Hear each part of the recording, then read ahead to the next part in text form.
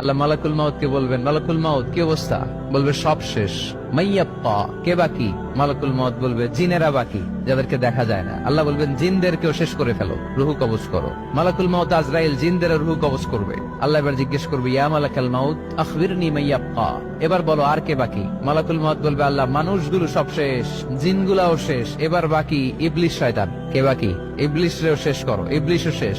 আল্লাহ আবার জিজ্ঞেস করবেন, ইয়া মালাকাল মাউতি মাইয়াব্বা, আর কে বেঁচে আছে বলো?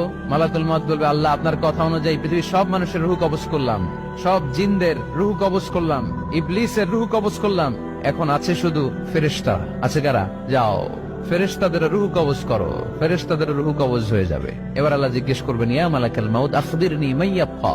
মালাকুল মাউত বলবে, আল্লাহ আপনার কথা মতো ধরে ধরে সব শেষ, ফেরেশতাও শেষ, 4 জন ছাড়া। কয়জন ছাড়া? জোরে বলেন, কয়জন ছাড়া? ইসরাফিল, জিব্রাইল, মিকাইল,